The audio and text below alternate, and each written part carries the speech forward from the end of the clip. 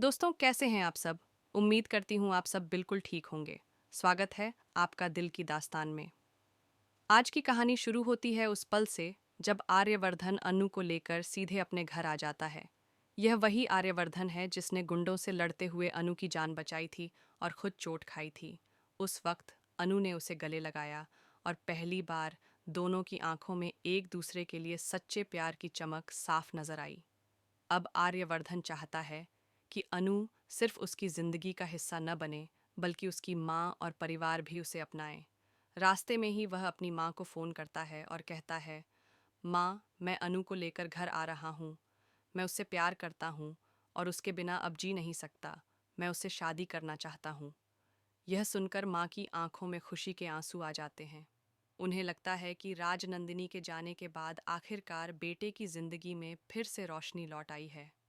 घर पहुंचते ही माँ आरती की थाल लेकर दरवाजे पर खड़ी होती हैं।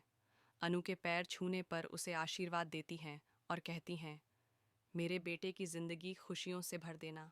अनु थोड़ी शर्माती है और गहरी इमोशन से भर जाती है, लेकिन कहानी में असली ड्रामा तो अब शुरू होता है।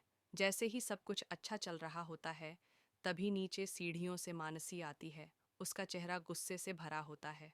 वह जोर से कहती है, तो यह है वह लड़की, इतने बड़े घर में आने का सपना लेकर आई हो, पैसों और प्रॉपर्टी के लिए एक बुढ़े से शादी कर रही हो। वाह अनु, तुम भी कमाल की निकली। ये बातें सुनकर माहौल में सन्नाटा छा जाता है। अनु की आंखों में आंसू आ जाते हैं, लेकिन इससे पहले कि माहौल और बिगड़े, आर्यवर्धन की माँ गुस्से में आकर मानसी को डांट देती है। चुप रहो मानसी, अगर फिर से मेरी बहू के बारे में ऐसा कहा तो मुझसे बुरा कोई नहीं होगा। अनु इस घर की बहू बनेगी और आर्यवर्धन उससे सच्चा प्यार करता है। अनु चुपचाप यह सब सुनती रहती है, लेकिन तभी उसकी नज़र घर के एक पुराने कमरे की तरफ जाती है।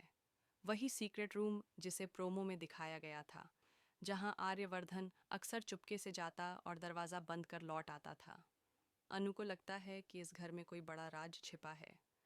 उसकी आंखों में सवाल भर जाते हैं, लेकिन वह फिलहाल चुप रहती है। अब कहानी का दूसरा मोड़ आता है। आर्यवर्धन की माँ सीधे पहुंचती हैं अनु की माँ पुष्पा जी के घर। वह रिश्ता लेकर कहती हैं, हमें आपकी बेटी बहुत पसंद है। हम चाहते हैं कि वह हमारे बड़े बेटे आर्यवर्धन की पत्नी बने। पुष्पा जी यह सुनते ही हैरान हो जाती हैं और तुरंत इनकार कर देती हैं। आपके बेटे की उम्र देखिए और मेरी बेटी कितनी छोटी है। यह रिश्ता नामुमकिन है। मैं कभी अपनी बेटी की शादी इतनी उम्र दराज इंसान से नहीं कर सकती।